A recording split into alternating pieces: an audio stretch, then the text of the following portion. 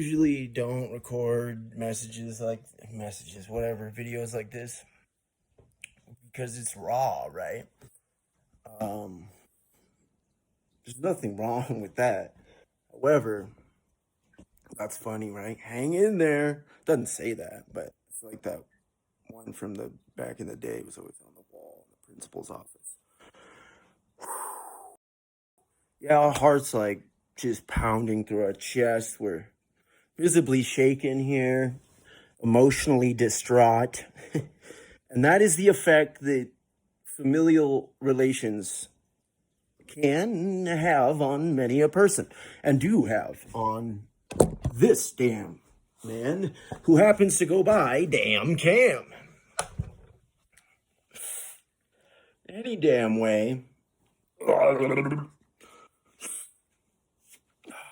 As you can see, this is our day off here, and even our days off, we're still on. We don't really take days off anymore, just because there's always so much to do, right? Part of that's having a child. Part of that's operating a business. Part of that's being in long-term recovery from drug and alcohol addiction. It's a whole soiree of difficulties, adversities, obstacles, and ultimately opportunities. Because with resentment comes the prospect of forgiveness. You can't have forgiveness without some level of some form of resentment. Resentment is not the alcoholic or addict's friend. It's taken many a disease bearer out. Disease, disorder, dysfunction. Ultimately, that's what it is. It's a dysfunction. There's a lack of healthy functioning as defined by the individual who should be functioning based on their own interpretation at the very least. Alcoholism and addiction is the only disease where one has to diagnose themselves. You cannot go to a professional or even somebody who has definitely earned their expert title in this sort of domain ourselves. We can't diagnose you. Now, you can sit and tell us your life story. You can tell us your history, her story, and we can look for patterns and sit with an open, honest, willing desire to listen and provide some sort of a interpretation, reiteration, not advice per se, just perspective, experiential perspective. Strictly two forms: experiential perspective and knowledge-based wisdom. Okay? Some of our perspectives may have nuggets of wisdom in them. We will not go as so far as to say that we are wise, right? However, there's a program that's been in practice for almost 100 years. God willing, we'll be around for the 100th anniversary, and we definitely want to be a part of some sort of a big celebration for that, because ultimately we've spent over 3.5 years of our life with over 1,200 different addict alcoholics from 12 years old to 90 years old. Actually, that's not true. 89 years old, I believe he was. Male, female. We never did do any time with Zemzers or breads or whatever they are, right? We didn't do any time with them. We do have an interesting story, though, about the Olala bathroom. But that's a whole nother note. Any damn way. We hashtag recovery is discovery is recovery. There's a reason for that. There's a very good damn reason for that. Just as there's a damn good reason, there's an extra A in damn talk, in DaamnKam, in the things that make one go, damn. And the reason is simple. What we discovered once we were in recovery was that drugs and alcohol were not our problem. And we were discovering what our real problem was, and we were faced with a decision once again. We could either say everything and run, or we could face everything and recover. So we gave up the drugs and alcohol, put the plug in the jug, dropped the pipe, flushed the dope, deleted the dealers, etc., etc. And we found that we were still broken. In fact, if you were like us and many an addict alcoholic, you found your problems actually got worse. This means that you're not just a problem drinker. See, problem drinkers, they drink over their problems. They may get addicted to a certain substance. Say they got prescribed painkillers because they had a broken limb. It's no different than drinking because you got fired from your job. You have something in your life that is broken, and you are self-medicating or medicating because somebody who went to school and went to a certain form of criteria, they went through all that, they are able to prescribe you, and therefore it's different, right? No, but any damn way, you see, that person's able to recover, and then it's not an ailment anymore. They're not facing the repercussions of active addiction once they have maintained some sort of a longevity separation between their addiction and their lifestyle while they were using and drinking, and their lifestyle now that they haven't. Now, for addicts and alcoholics with the disease dysfunction, it didn't get better. In fact, it got worse. And what we found out personally now from experience, our own experience, we're speaking experientially, we found out that our problem was Cam. Okay? Now, hopefully your problem's not Cam. If it is, it's only $3 a month, and you can join that damn talk spot, and you can criticize any damn thing we say, as long as you follow those community guidelines, which are very short and slim and ultimately agreed upon by members of the community. But we divulge here. We diverge, I guess a little of both. We are getting off track. We will recenter this damn thing. And we say we will actually go back off track. We say we very loosely. It's not that we believe that we are some sort of a multi-spirited unicorn or whatever. No, we say we because we have went through a multitude of variations of spiritual development, personal growth, identity, basically just identity. And we have been diagnosed by professionals with a multitude of ailments ranging from bipolar disorder to schizoaffective disorder. We've experienced lapses from reality that have ranged from 8 hours in time to about 4.5 months. When we were so sick, we didn't know we were sick. We didn't know our name. We thought that our family and friends and everyone we knew was gone, and we were in a parallel dimension. And in fact, there were some things, auditory and visual hallucinations, that were so real to this day, we do not understand them. And the entire journey could be written in some sort of an Alfred Hitchcockian-esque play that I'm sure only a select few Rob Zombieites would attend.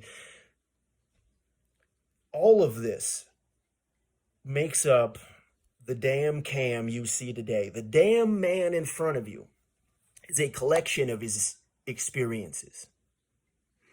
We, at one time, wrestled with our sexuality. We wrestled with our political identity. We wrestled with the thought that we were potentially born in the wrong body.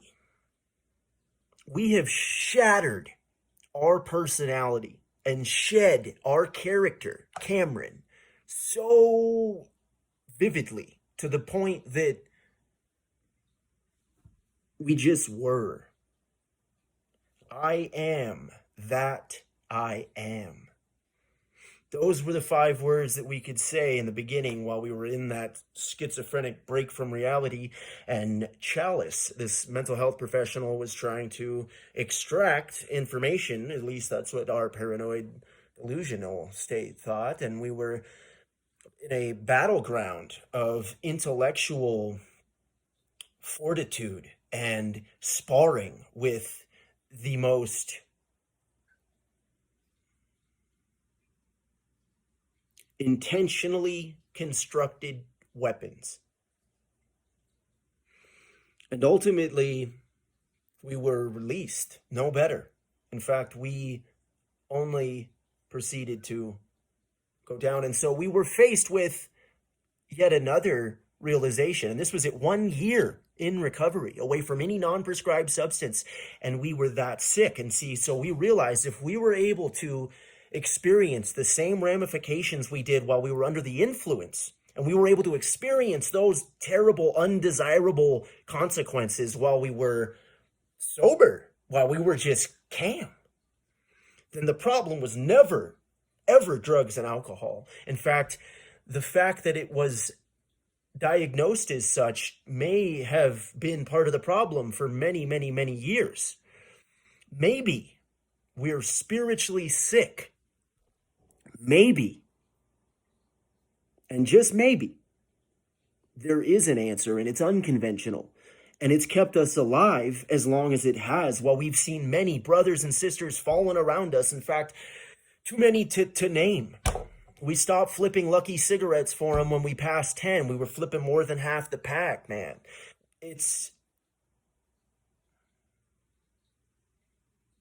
real. It's real.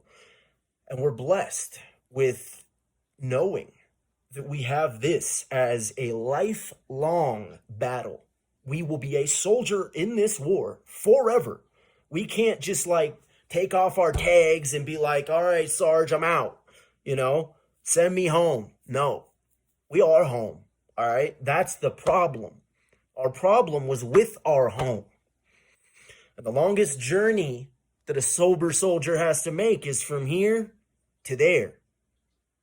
And though my mind remains open, my heart is made up. And it consists of the differences between fear and love. Maintaining honesty, open-mindedness, and willingness has been the key, crucial part of long-term recovery, because when brought to our attention that something is askew, and we're not able to see that it's askew because maybe we're so close to the trees we don't see the forest,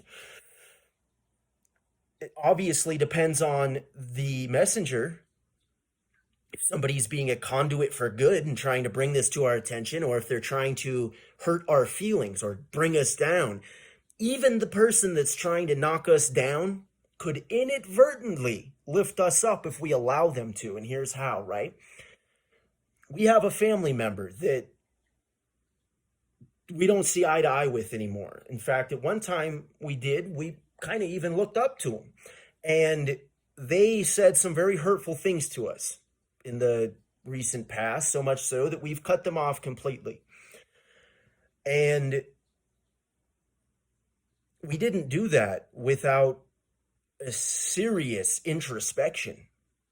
Now, granted, the person that delivered that message, the messenger in that case in point, was somebody who we did at one time respect. So it's not some stranger off the street that we're just going to be able to let slide off us, right? It stuck. We had to kind of pull it out and examine it. Now, in the past, we'd pull it out and keep sticking ourselves with it, right? And we don't do that anymore, at least not consciously, and hopefully we're able to eliminate that when it arises. We'll finalize this little spiel that was extremely impromptu and basically came from the situation at hand, which involves, once again, familial relations. See, those closest to us often have the most profound effects on us, and they have the capability to either bring us up or lower us down more than anyone else. And there's multiple reasons for that, but we believe, at least for us, experientially, the main reason is the more power we give somebody, the more we respect somebody, the greater their words, their effects, their output will affect us. Now, obviously, in a healthy relationship, it should be pretty clear, irrefutable, that we just lost the irrefutable point, and that's how we know it's time to sign off. But essentially, I'm still a little shaky, but not much. Talking is therapy, just as making music was therapy for our predecessor. And it's not that we don't try and get down. We just haven't. We just haven't. But having conversations, engaging in real dialectic convergence is unequivocally the best tool at hand. And it has also been acknowledged as such by important individuals of the past, like, say, I don't know, the founders of the nation, just a couple of people who signed a little thing known as the Declaration of Independence. And also from that came our inalienable rights and the following rights that the government is held to protect, known as the Constitution. And in that Constitution, we have the right to, number one, what is it? First, right off the bat, that's right. They knew that that was the most important thing, because without the ability to speak freely one's mind, we'll lose the ability to think freely. Every action was first a thought. And if you don't believe that, try and not watch this next video by us without thinking about it. Try not to, and do it. Don't do it. We're watching. All right. DaamnTalkspot.locals.com. THATDAAMNTALKSPOT.LOCALS.com. Locals.com is an alternative to the fill in the blank stress. An alternative to the stress and the compromise of your own values and information. So, yeah, let's not succumb to the Big Brother overlords, and let's do our own thing. You can check out that damn talk spot on Locals, as well as a multitude. That's another time we use that. We've used a multitude of times. Just as there's a multitude of individuals on the Locals platform. Signing off, DaamnKam, as always. Try giving a damn.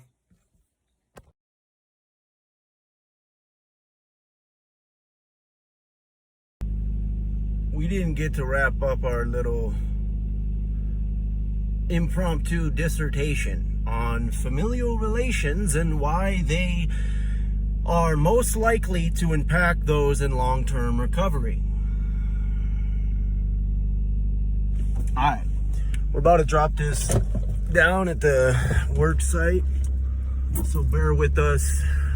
We literally were listening back to that, and we got about 5 minutes in and we realized that we never actually got to the main point. We did make a nice series of keynotes and sort of laid out the groundwork for our idea, but that's about as far as we got.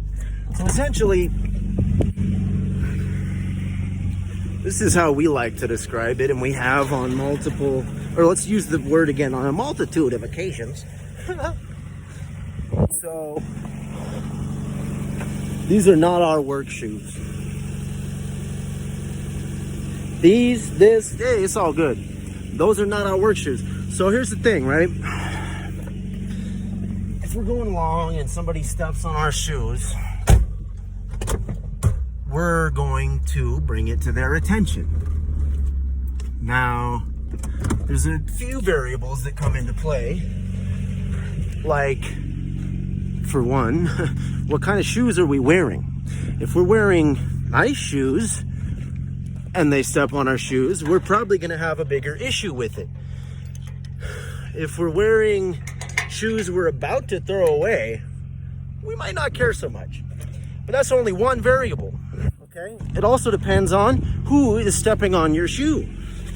Somebody you know or somebody you don't know. If it's somebody you don't know and they're twice your size and maybe a little scary looking, that might also affect whether or not you say something, or to the degree of which you say something. If it's a little old lady, all of 90 pounds with a walker, that might also affect the degree of which you inform them of this perceived violation. Now, if this person is close to you, odds are it's not the first time they stepped on your damn shoe, okay? And if you have not brought it to their attention, if you've not been like, hey, yo, you stepped on my shoe again, how can you expect that person to change? You can't. Okay? Not only that, but if what you've gotten is stepped on, then you're a fool to expect to not get stepped on by that individual. And so one needs to make known that, hey, yo, there's a scuff right there. See that? There's a scuff right there, okay? You stepped on it enough that there's a visible mark. There's damage done, okay? So it's not gonna go away.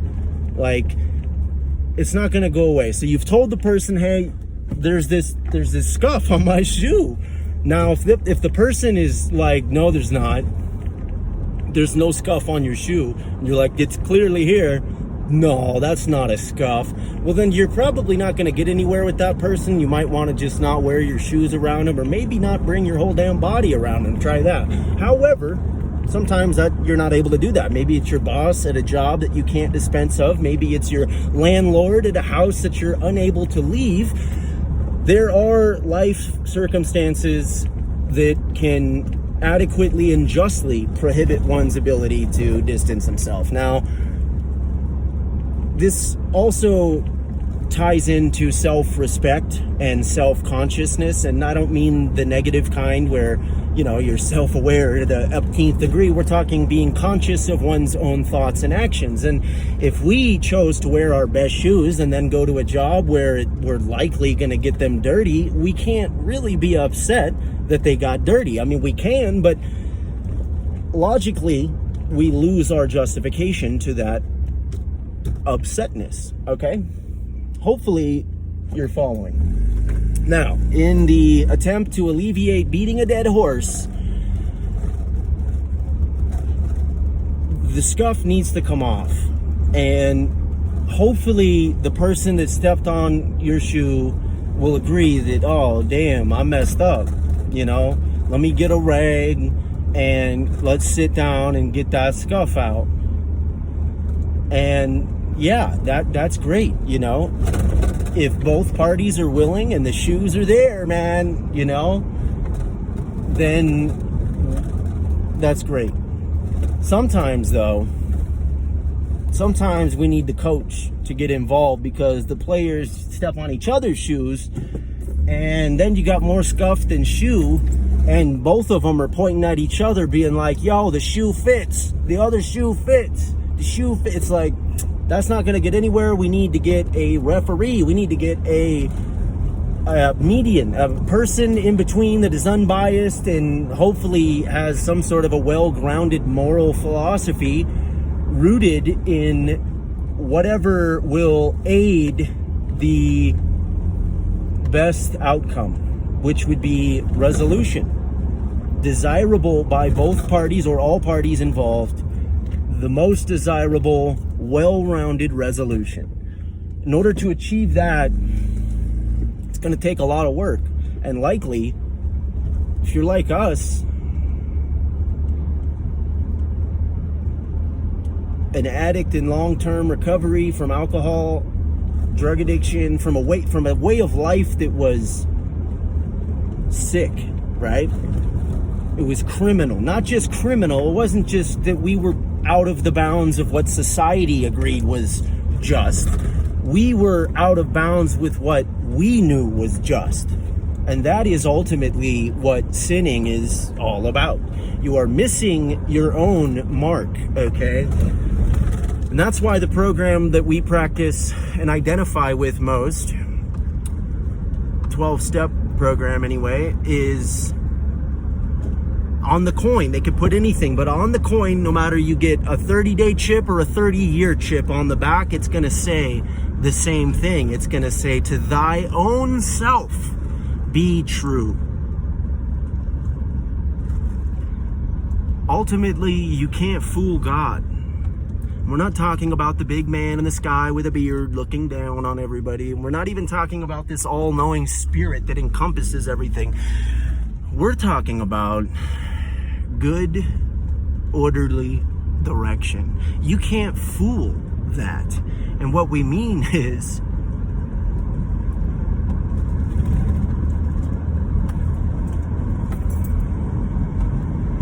try to go up to somebody you see and tell them that they're ugly. See how that feels. Just see how it feels for you to do that. And that sort of introspection, you don't even have to actually do it. You're just going up with the intention to say that to someone's face.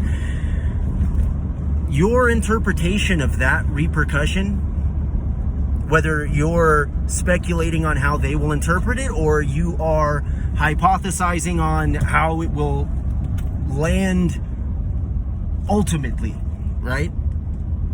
It's beside the point. The point is, it's not good orderly direction, and you can't pretend that it is.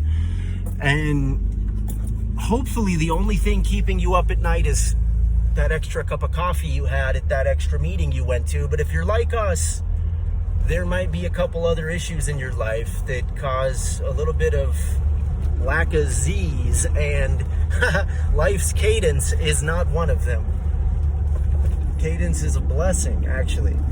You know what? So is music. Music is a trip. So music and the ability to really appreciate music, one has to not only listen to the active notes, but listen to the silence, to the space in between. For every composition is made up of a series of silence and a series of sounds. And without the silence, it would really just be one giant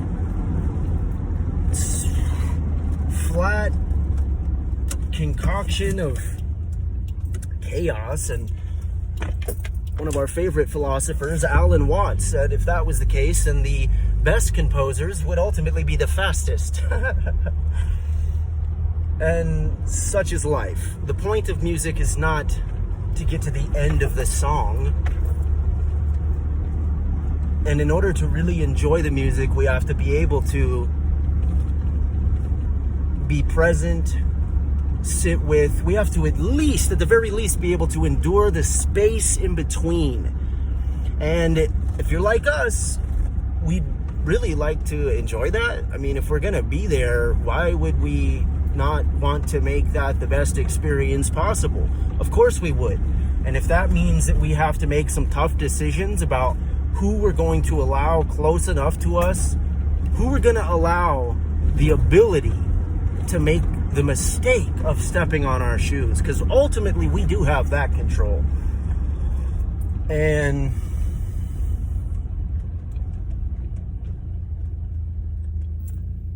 it comes back to honesty, being honest with ourselves, openness, being open to new prospects, new ways of perceiving things, being open to the idea that we may be wrong. We may have it wrong. Our idea could be a faulty one. Hopefully our conclusion isn't, but if we aren't willing to sit down and talk openly, honestly, willingly with those who have differences of opinions, differences of conclusions, then we really won't get anywhere. And if our purpose is to try and educate others so that they understand us better, then we're not going to get anywhere. We must at least attempt to try. We have to maintain a willingness to understand rather than constantly try to be understood. Personally, we struggle with that a lot. We're a Pisces. Our biggest question in life is why. We've always wondered, speculated, wanted to know, and sometimes to our own detriment. Ultimately, we have gotten closer to what we perceive as the truth, the universal truth, or at least a universal truth. We believe that there are different renditions of that, just as there are different variations of the color red. Is one more red than the other? Maybe. Maybe not. We seek to be well read, and we seek to alleviate the intense red that we used to see in the form of anger, envy, mainly anger, which once again brings us back to that fear thing. personally, sometimes it's harder than other times to not run from our problems, metaphorically, logically, philosophically, or literally. And sometimes running actually can be the right thing to do. Going for a run to create some space between oneself and